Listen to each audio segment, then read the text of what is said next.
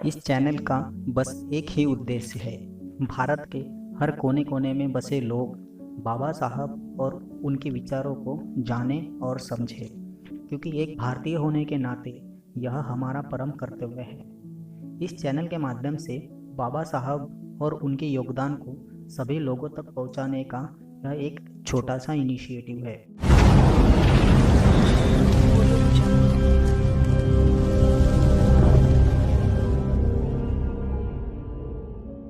औरंगाबाद का milling college Marathwada में अंबेडकरी आंदोलन का केंद्र था। मराठवाड़ा यह शिक्षा के क्षेत्र में बहुत पिछड़ा था। बाबा साहेब ने औरंगाबाद में पीपल्स एजुकेशन सोसाइटी का बहुत बड़ा नेटवर्क इस्टेब्लिश किया, ताकि यदि वहाँ शिक्षा का बीज बोया जाए तो लाखों अस्पृश्य भाइयों का जीवन सफल हो, समृद्ध हो। जब भी कभी बाबा साहेब औरंगाबाद आते थे तब उनका रुकना रेलवे होटल में होता था। यह वही रेलवे होटल है जो बाद में होटल अशोका के नाम से जाना जाने लगा। मिलिंद कॉलेज के फाउंडेशन से लेकर पूर्ण होते तक माई साहेब, जो कि डॉक्टर अंबेडकर की दूसरी पत्नी थे, वह उनके साथ छाया की तरह रहते थे।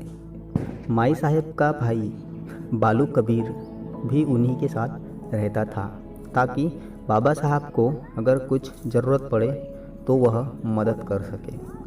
उसी समय दिलीप कुमार अपने प्रसिद्धि के शिखर पर थे।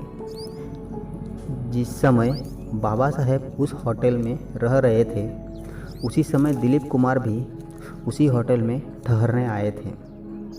बालू कबीर को यह पता लग गया कि जिस होटल में बाबा साहेब ठहरे हुए हैं, उसी होटल में दिलीप कुमार भी ठहरने आए हैं।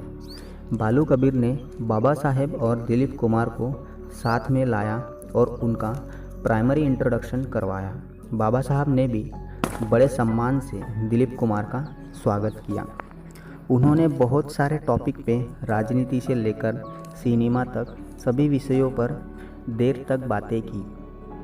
उसके बाद मिलिंद कॉलेज का विषय निकला तो दिलीप कुमार ने मिलिंद कॉलेज को बहुत सारा डोनेशन देने का ऑफ़र किया और बाबा साहेब चुपचाप बड़े ध्यान से सुन रहे थे और स्माइल कर रहे थे। और डोनेशन के बाद एक शर्त रखी कि मिलिंद कॉलेज के प्रवेश द्वार को खुद का नाम देने की। जैसे ही यह बाबा साहेब ने सुना, वह बहुत गुस्सा हुए और तीखे शब्दों में कहा कि आज आपने एक बार फिर साबित कर दिया कि सिनेमा जगत के लोगों के पास एक बात की कमी रहती है, और वह है कैरेक्टर की। बहुत सारे बातें हुई।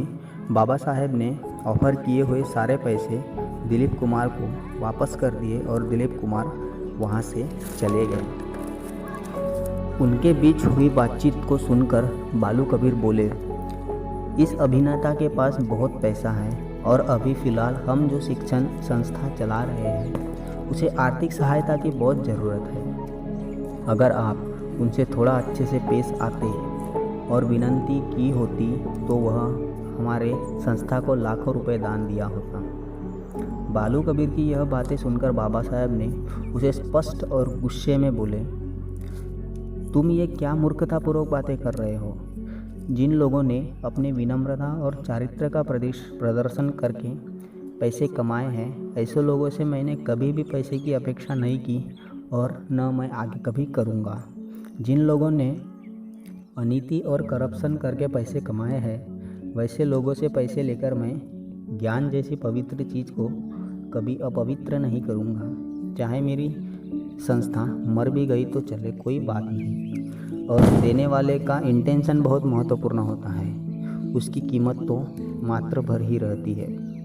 आज हम देख रहे हैं मिलिंद कॉलेज बिना किसी मदद के सफलतापूर्वक बनकर तैयार है, और इस महान कॉलेज ने भारत को एक से एक बढ़कर महान व्यक्ति दिए हैं। ऐसे थे हमारे Baba Saheb. Really thank you so much Baba Saheb. दोस्तों, यह उनके जीवन का बहुत छोटा सा क्षण कैसा लगा, सभी कमेंट करके ज़रूर बताना। अभी के लिए जय भीम, जय भारत।